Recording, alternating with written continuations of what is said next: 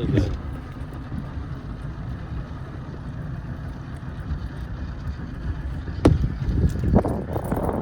morning, YouTube. Morning.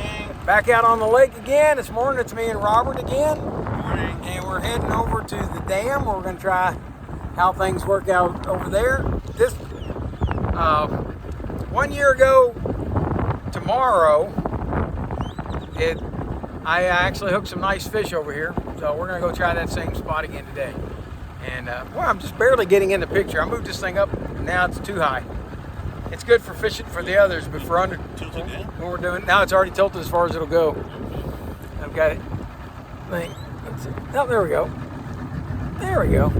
We managed. All right. We're gonna go give this a shot. See how we do today. It's rain is forecast for today. If you look around, you'll see lots of clouds, and we'll give it a shot and see how we do. There's plenty of people out on the banks already this morning. They're all stationed out. And I don't really have a whole lot to say this morning. We're going to go out and use head-on shrimp, see how we do. What do you got to say, Robert? Beautiful day. Beautiful day, that's it? That's the whole... All right. What do you want to be saying, Robert? Beautiful day. You want to be saying, fish on? Fish on. All right. So, here we go. I can't throttle up yet.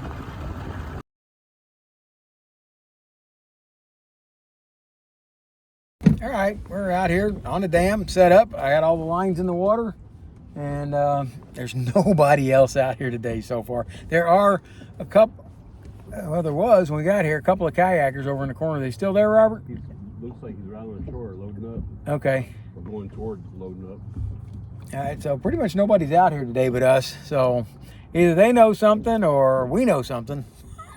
We're just here because it's the day. We'll come fishing anytime we can. All right, catch you guys later, and we'll see what happens. Okay, time for a report.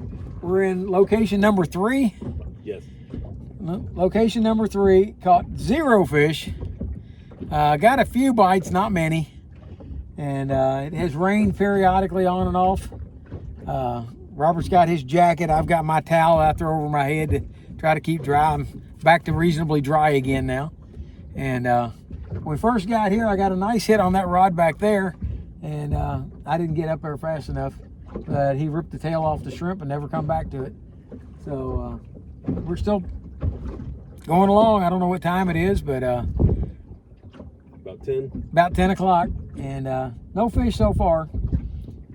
Looks like it's going to be that. Looks like those other guys knew something. That's why they ain't out here today. There's one kayaker out here paddling around, but aside from that, nobody else. So, You got fish hitting the top, rolling around. yeah, those gar that were out there last week are back today, hitting the surface out there. Not nearly as heavy, hard and heavy today as they were last week, but they're here. And so far, nothing, man. Just been that kind of day, but hey, the weather's nice, reasonably. It's not pouring down rain. It's a sprinkle rain when it does hit. And it does the heart a little bit of good, and just to see a rod tip bend down every now and then, even if you don't catch fish. So, on this Ozark trail reel, and this thing is clicking like a banshee. I don't know what that deal is with this clicking that it's doing. This fish is moving a bit, but he seems to be coming in okay. Oh, there. Oh, it's a little red. Wrapped around the line. Wrapped around that other line. Okay.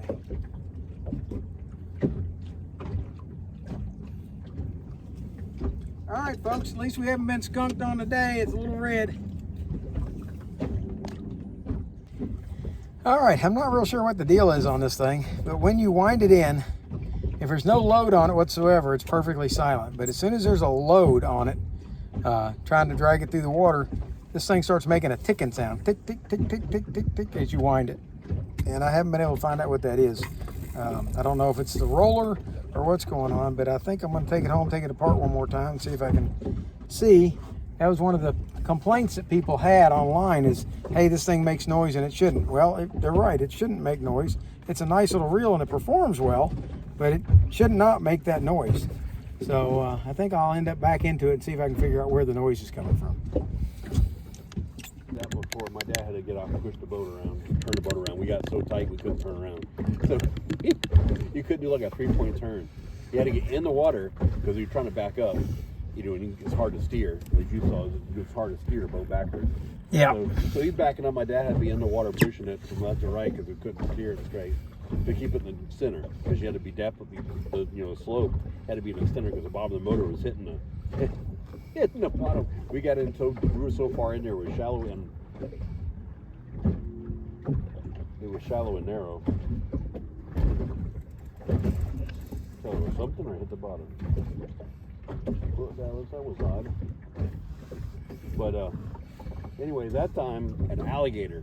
After we got turned around, after we got in the boat, we were cruising out real slow, and we saw him. We saw the alligator. He was coming towards us. He turned and went across in front of the boat, and we ran over him. But the sound that it made, going over his little spines on his back, they got the name for those things. I forgot what they call them now. But as you can imagine, the sound it made, and that whole aluminum boat just the whole aluminum boat just shook. Echoed. It echoed and made us the ominous sound. And he went under the boat. His tail dragging across the bottom of the boat. And I remember my grandfather was like, "We get this boat out of the water. We gotta check. He better not have dented my boat." Like, what's he gonna do to the alligator? He was better not have dented my boat. What are you gonna do with denting it? He can't fix it. But it had that, where the pieces were put together. I don't know if it was 2 pieces of metal, 1 piece of metal, what, but it had a real wide piece in the bottom. Right. That was channel shaped. And so that thing's all scratched up anyways because it stumps and stuff, whatever. But that whole thing stuck down much further. And that's what he was hitting. He was hitting that thing, and it was just vibrating the whole boat. The whole boat shook. And I remember that got my attention. I was like, oh my goodness, what's he gonna do to the boat? Well, you got to be quiet when you're fishing. And that's about the time that Jaws, the movie, the Jaws movie was out. Right. Oh no, you're going to get us.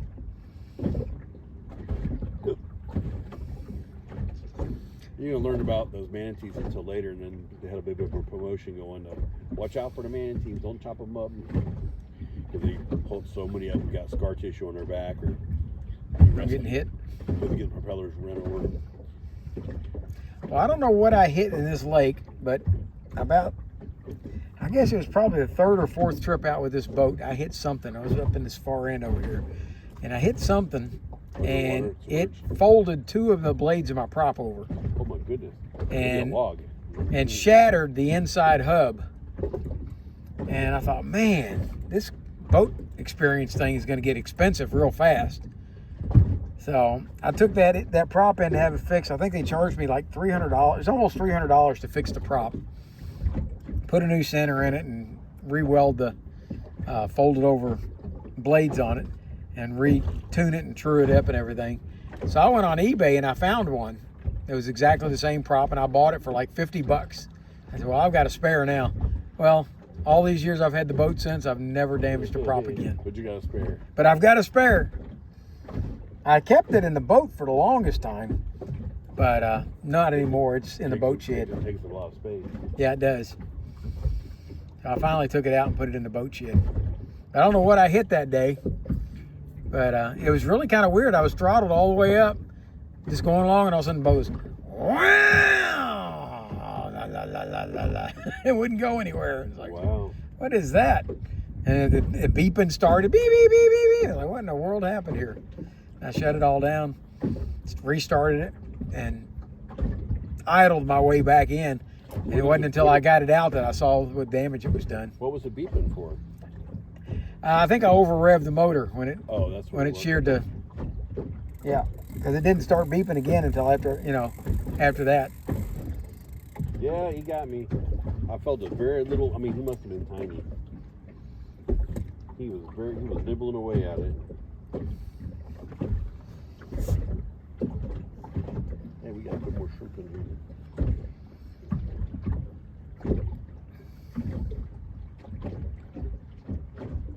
Well, Fish Finder says there's fish here. Of course, it could be them gar that we're looking at. They keep coming up and rolling on the surface. Mm-hmm. All right, this guy almost at the bottom, so something little down there. Got it. I've had this one down there. Nothing's messed with it yet that I've seen. But I've been watching you instead of that. Yeah, I've been watching them. I haven't really seen them neither, but I haven't watched them that close. All right, we just did a bait check, and what was it? 3 out of 5 Yes. were empty back here, and 1 out of 2 for you, Robert, was empty. 1 out of 2. So something's here, something's hitting. We just ain't catching it. Yep. I think he's a little red though. He's fighting. There he goes. But he ain't big.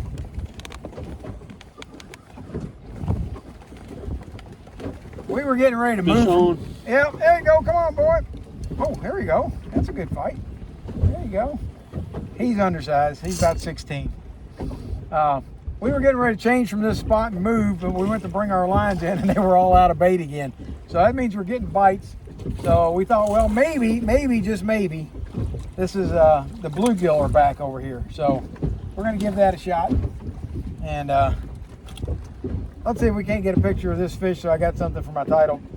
And there you go.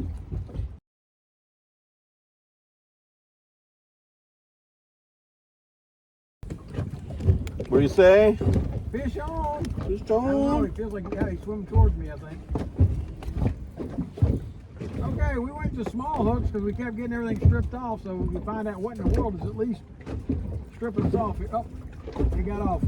He was at the surface. I saw him. He got off. I was afraid to set the hook. These hooks are so small. He straightened it. He straightened it. Oh, wow. Yeah. I got to get some good quality small hooks. These thin wire hooks, they're at least I hooked him. That was a good thing because we haven't been hooking them, and they've just been stripping us off. And yeah, it doesn't take much for them to straighten the hook on these. So I got to get some better quality hooks. Anybody's got some recommendations for some good small hooks that I can use? Some that'll stand up to maybe a 15 or 16 inch redfish, you let me know. What do you say? Fish on. I gotta be careful. There's another one of small hooks and hook. He's heading towards the boat.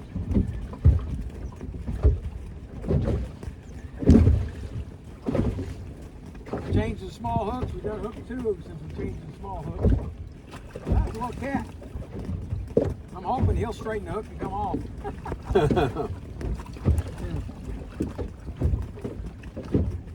You guys know how I feel about catfish. Oh, he's a nice little catfish. Yep. He's not keeping size like the ones last week were. Now, if he was farm raised, he'd be good eating, right? There you go. He'd be good eating anyway, but he just ain't legal. All right, fish on. Robert got a fish. Robert's got a fish. Fish Bring on. it up, Robert. Bring it up. Look at this big old fish. Oh, we got a big bluegill. Ooh, look at him hanging. God dang it, you caught him on the big hook. Yep, on a big That's fish. a nice bluegill. Look. That's what's been tearing us up, guys. There we go. Let's get him over here so we can see him. This ominous looking fish that keeps stealing all our bait. Let's We got a lot of fish. give him an idea how nice Okay. that bluegill is. Okay. You gotta bring him down. What does he bring? What is it? There's a tail right there. That's a 9-inch bluegill. 9-inch bluegill. Man, he's big. That's a big fat bluegill. Yeah, if we caught a whole mess of them, we'd have some eating. Yeah, it'd be nice. Nice little bluegill. We might hang on to him for a few minutes, see if we catch. See if we catch some more. Let's live well open. He flopped right out of my hand. I don't want to get stuck by him. Come on, don't stick me.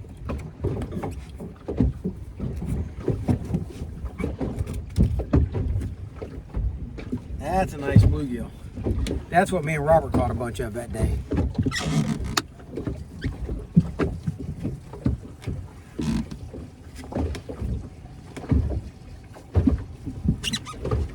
And you caught him on that big hook. That was the impressive part. That's who's been nibbling. I felt him nibble on it. All right, so now I want to change it to a smaller hook. Like, if you don't think he'll bend him away. Recording. Got a fish Okay, on. we got another nice bluegill. Okay, so let's hold on there. It ain't quite as nice as Robert's, but it's pretty daggone nice. That's a nice bluegill. So we're going bluegill fishing, folks. Hopefully we'll get a mess of these. That'll be some good eating. In the live well he goes.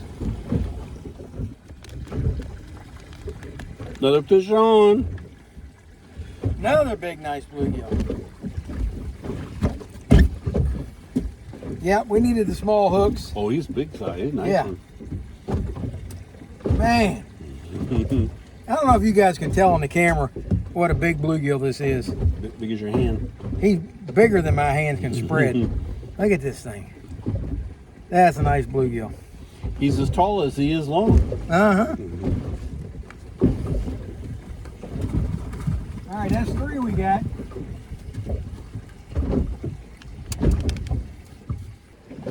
All right, this is the 4th bluegill here. Yep. There he is. And it's the smallest of the batch so far, but that would have been considered a nice bluegill just by itself.